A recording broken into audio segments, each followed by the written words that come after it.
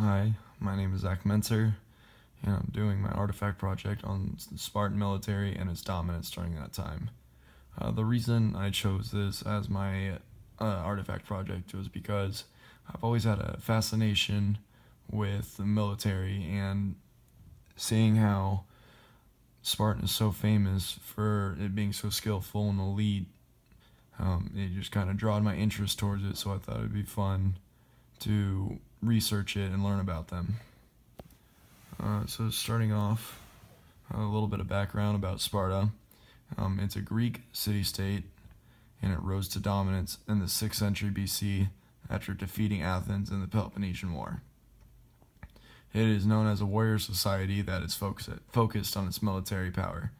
Now this is unique because it took on a different perspective than anything like it before. No nation, country, or city-state, whatnot, has ever just put its sole purpose on the military, and that's what Sparta did. They put all its resources, time, and effort into the military, and they saw that was the most important part of running this city-state. So it was just different than anything like it at the time. However, they went into a decline after suffering a defeat to the Thebans at the Battle of Leuctra. And, just here's a map of where Sparta is, close to Greece. Alright, so next we have the Warrior Society. So basically, the sole purpose of a Spartan man is to be a soldier. He's evaluated at birth and to see if he will have the makings to be a part of the Spartan army. He begins training at the age of 7 and enters the training system called the Agog. Not sure if I'm saying that right, though. It is in this training system where they learn what it takes to be a Spartan warrior through the mental training, the physical training. Everything they do is in order to get them in shape and combat ready. It's unlike any training that's been seen before, and it goes on throughout the child's entire childhood.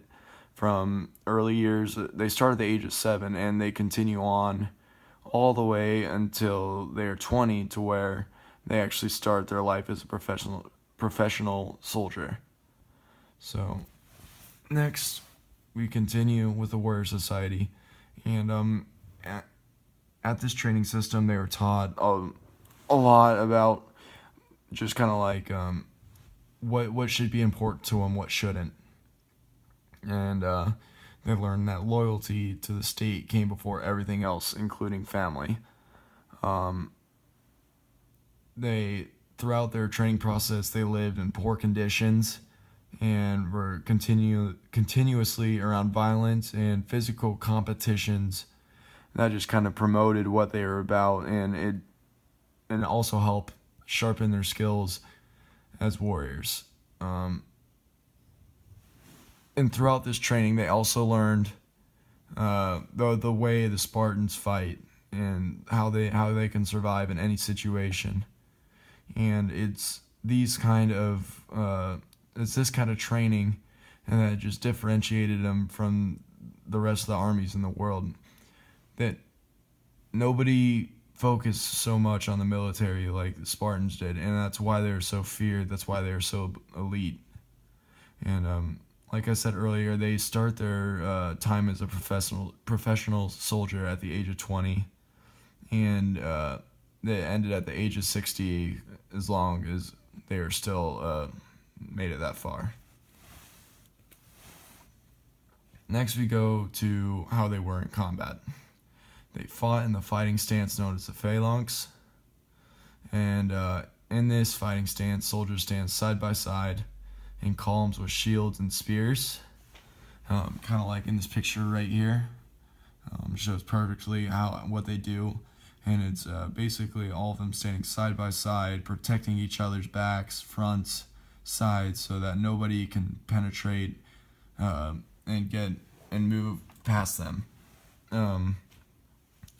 Like I said, it is very effective, and it made it difficult for the opposing force to advance. And it was also just very revolutionary and new. Nobody had seen it before, and they abused that. They used this stance. The enemy knew it was coming after fighting them time and time again, and each time they just kept get driven back, and they're just not able to penetrate the Spartan wall. When in combat, they wore large bronze helmets, breastplates, and ankle guards, and they're also famously known for their long hair and red cloaks. Another reason that they are so effective in battle is just because they're taught that it is the highest honor to die in battle alongside their closest friends. Like they are more than willing, if anything, welcoming their death in battle, and that's what made them so dangerous. It was because they are not afraid to die, unlike other soldiers in the other armies. They wanted to die alongside their brothers, and that's what they trained for their whole lives. So that's what made them so dangerous. Their legacy. The Spartan legacy, their military will forever go down as one of the most elite fighting forces of all time. Their training and devotion to the military were unmatched, and it's unlikely we will ever see a force like that again.